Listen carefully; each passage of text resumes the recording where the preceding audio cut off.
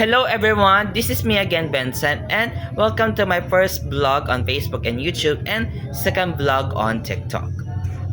For today's video is all about the Don Bell movie, The Last Project, Tayo sa Wakas. So let us have a quick overview experience kung paano namin na-meet si Donnie and Bell last June 5. So nagsimula lang yon is last month of May, pero hindi ko siya natandaan na nag-post ng All for WW Region for the Block screening. And then nag-join kami, then sa wakas nagtagumpay kami for that ticket.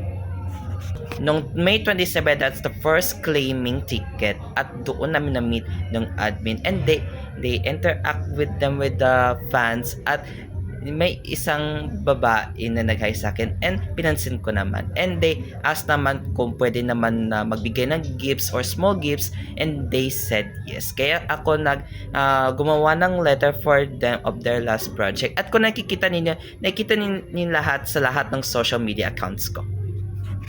Noong June 5, that's a special double bubbly day for us for their movie or upcoming movie as well.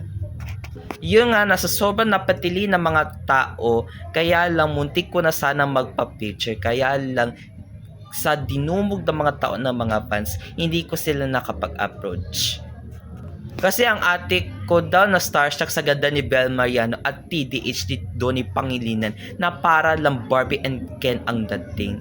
Naya din siya na lumapit, then balak niyang hawakan ng kamay ni Donnie para makipag-approach, baka lang na masita ng guard sa SM. Kahit hindi ko man sila makita in person or magpa-picture, panatak na din ang kalooban ko na makita ko silang nakangiti. So, I have a short review for their movie na nagsimula na ito from the pride, ego, and the maturity. Ang dami ko din natutunan sa pelikulang ito at makaka-relate dito sa mga Gen Zs. Alam niyo, ang natutunan ko sa pelikulang ito is love has running time. Kung mahal mo ang isang tao, patunayan mo sa kanya na mahal ka niya at hindi ka niya bibiguin. If there's nothing too late, you have to deeply talk connections and conversations with your partner. Kapag hindi na pinag-uusapan, mas lalo ng pagkawatak-watak at hindi pagkakaintindihan sa isa't isa kung may partner ka at naranasan mong magmahal. Sa love at career ay complicated. Hindi lahat ng pangarap ay magkakatulad. Minsan sa anumang sitwasyon, ang pangarap ay magkakaiba ng hilig sa buhay. Hindi lahat ng kakampi mo ay sunod-sunuran sa lahat ng gusto mo. You have to help yourself to cope up, lift up, and learn to move on from the past. Learn from your mistakes. Be a better person who love to.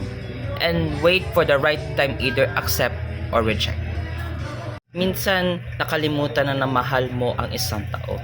At minsan na kinalimutan na mahalin ng maayos ang sarili mo. At pag mangyari yan, kapag napanood niyo po ang buong pelikula ni Cisco at Cheska.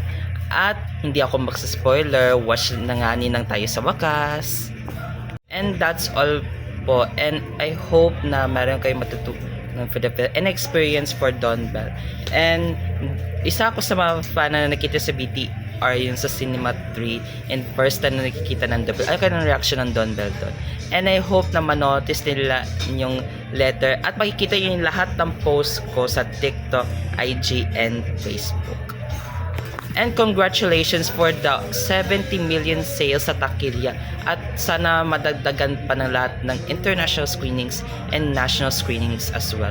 At sana manominate po ang lahat ng award-giving bodies like PAMAS, PNPC, pwede itong pang Oscar and Grammy at marami pang iba. Natangkilikin natin ang sarili atin from the Filipino to global storytelling stage. And I want to invite everyone to please watch Tayo sa Wakas now on its second week and third week. This movie is rated PG at pwede ito sa lahat ng manonood ng pagnubay at gabay ng magulang ang kailangan. And please, sa lahat ng sumama ng mga bata, please close their eyes. Some of the scenes are matured. And thank you, Don Bell, for almost 7 years na napakilig sa amin at napangiti sa amin from ups and downs and highs and lows. And of course, I pray that this won't be the last, but see you again soon. At sana manotice niyo ako kasi birthday kasi ng August 11, ever na manotice niyo ako and given a chance to meet you soon. Ano ang natutunan sa pelikulang ito? Comment down below.